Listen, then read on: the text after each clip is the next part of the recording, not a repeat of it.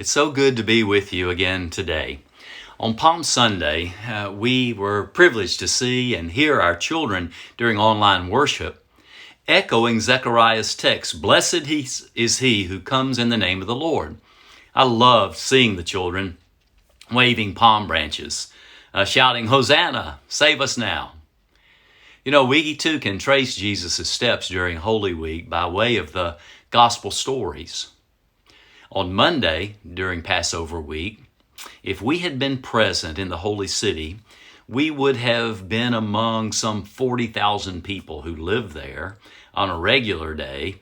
But this week, it would have swelled to some 200,000 having entered the city for Passover. On Monday, Jesus goes to the temple courts and finds there the money changers.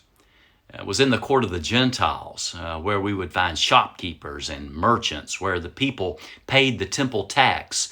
They used the shekel, which, because most people didn't have the right coinage, there was an exchange rate, and it was then and there that the poor were being taken advantage of. You give me 2 shekels, I'll give you 1 temple shekel.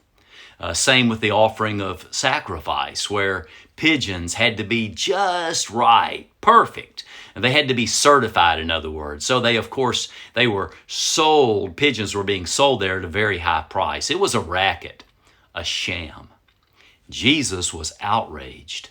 So we see him taking a whip and driving out those who were ripping the people off. Jesus hates lousy, sick religion. The priests were ripping people off in the name of God, taking advantage and pushing the least away, and Jesus was outraged.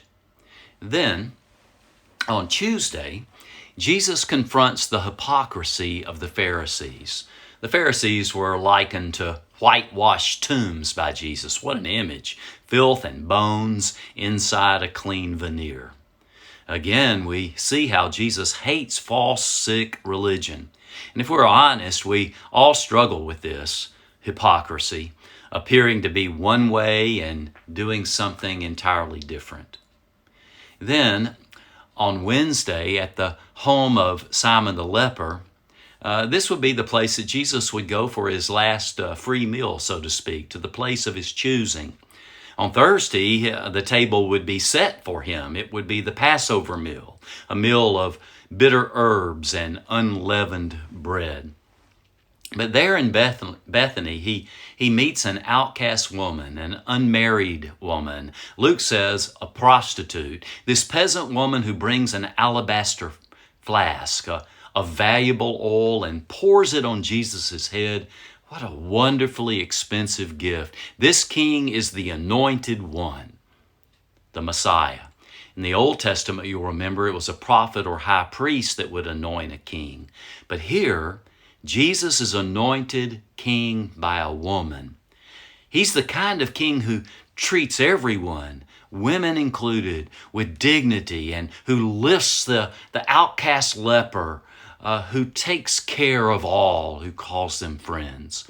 It is the week, this week, Holy Week, not only that we can trace Jesus' steps, but look in a mirror at ourselves and what we might become if we would just follow him, take up our cross and follow him. So I challenge each of us to do that this week through the drama of this very holy week, to remember to check in on ourselves. Watching the update tomorrow as we prepare for Thursday evening's Holy Thursday online worship. We're going to be sharing communion. I want to see you there at 6 p.m. Thursday night. Until then, I'll ask you to stay safe and stay well and stay connected to God and to one another.